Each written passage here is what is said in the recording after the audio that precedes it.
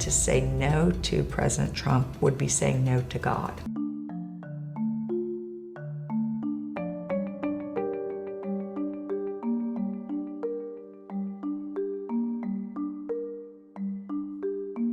Here's what God is saying in this prophetic season.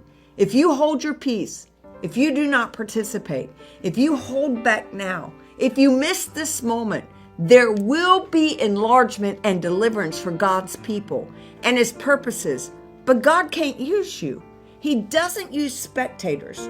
He uses participators, people who say, yes, I partner with you, God, and through you, I'm being raised up for such a time as this.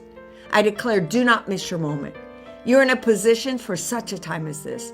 Go forward boldly into your destiny in the courage and the spirit of Esther. So what are you going to do?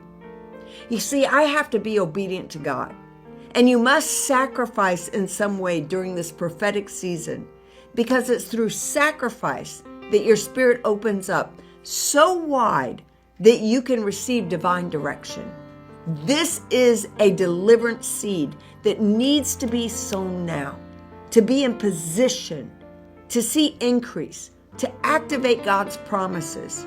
And if you're able, I challenge you to sow $133 because we sow in accordance to the word. What do I do right now? You see, as you say, hey, Pastor Paula, I don't want to miss out, just like the prophet came to you and you were obedient, you're coming to me and I'm going to be obedient. What do I need to do? There are 3 levels that the Lord spoke to me about. There are a few people, I'm not talking to everybody right now because this is not for everyone. But there is someone that right now knows that I am speaking prophetically by the Holy Spirit, and you are to sow a $3,000 seed. Happen to who you really are. You know what the Bible calls you? It says you are little Elohim. You are a little God. He doesn't just fill our church business or our churches. He fills everything with His presence.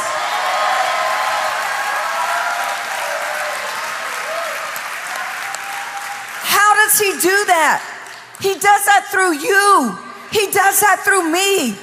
Wherever I go, God rules. When I walk on White House grounds, God walks on White House grounds. When I walked in the river, God walked in the river. When I go into the dry cleaner, that dry cleaning place becomes holy. I had every right and authority to declare the White House as holy ground because I was standing there, and where I stand is holy.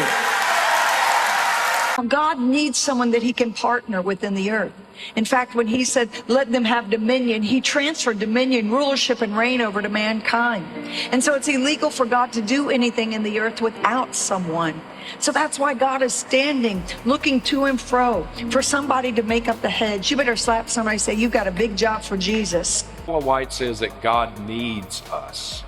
God needs us. This is a common refrain amongst false teachers, that God is not sovereign. He needs us. He needs our permission. Dear friends, is there anything that God needs?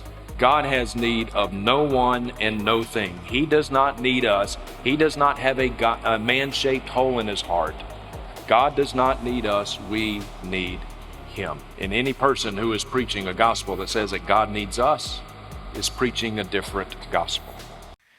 I just want to warn you. If you put your faith in a government over your God, you will be decimated. When you begin to put your faith in a government over God, you will eventually be decimated. Now look, don't get me wrong. I love the country that I was born in. I am grateful to God for where I was born and when I was born. But make no mistake, I will never put my hope, my faith, my trust in a government over my God.